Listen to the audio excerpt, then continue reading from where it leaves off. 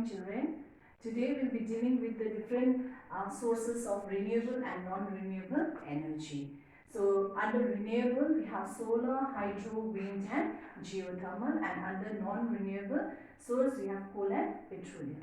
So what is renewable energy sources? We have done in the previous lesson.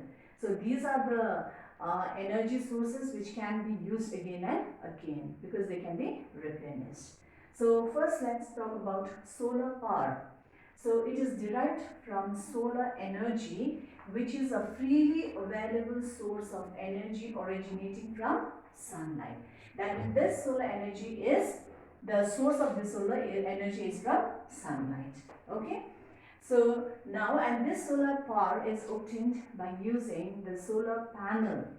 So what is a solar panel? You can see the picture in your textbook on page 67. Yeah. The solar panel is made up of thin semi-conducting material. So when these solar panels, okay, they are exposed to the sun, they absorb the heat and light from the sun, okay, and the next thing is then they are converted to electric current. The use of this solar power, it can be used for many purposes, like for cooking, for heating water, for street lighting, then for recharging the electronic, like you can say the watch, the calculators, and even its use for powering the traffic. So now let us move on to hydro power. So hydro means water. So the energy produced from falling or flowing water under the force of gravity is known as hydro power. Now, like flowing water in this hydroelectric plant, the flowing water from the reservoir will turn the turbine in the hydro plant, okay, thereby generating electricity. Then third one, we have the wind power. So it is the use of wind to provide the mechanical power through wind turbines to turn the electric generator. So it is also renewable, and it's also the source which is available freely. So here you can see the windmills. Okay, now what is a windmill?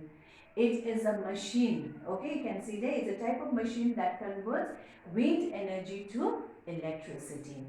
Now here you can see this. It is made up of, how many blades are there in your textbook? You can see 3 blades, and these are attached to a turbine. Okay, and this turbine is linked to a generator.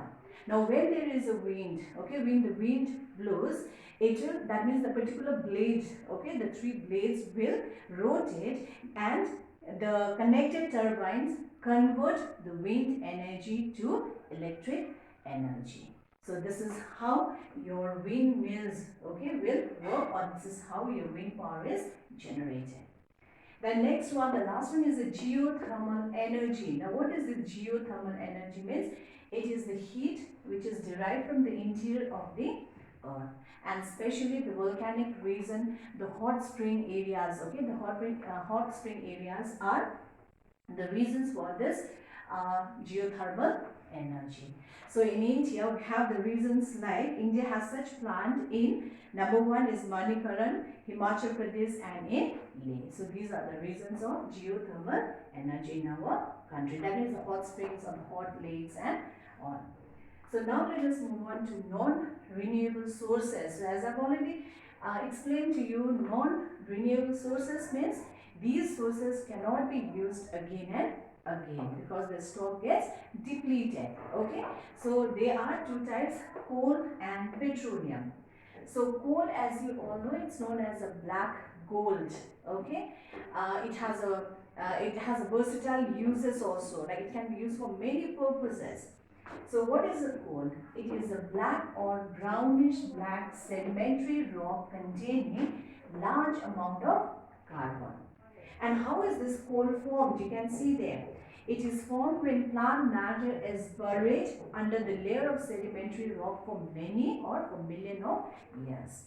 And due to the intense heat and pressure, these plants are transformed into the coal.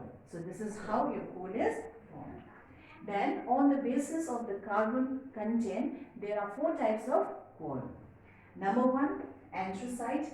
Number 2, bituminous, number 3 lignite, and number 4 peat. So now this first anthracite, okay, it is a superior variety of coal. Now why it is considered as a superior means, number 1, it has a high carbon content of around 86 to 96%, and it burns slowly, okay, it has a high heating value, then it leaves very little residue behind and leaves very little smoke or burning. So that's why it's considered as a superior variety of coal. So please remember the features of anthracite coal. And this particular coal is used in the metal industry. Now let us move on to the second one, bituminous. Okay, this is the second grade of coal after anthracite, and its carbon content is 45 to 86%.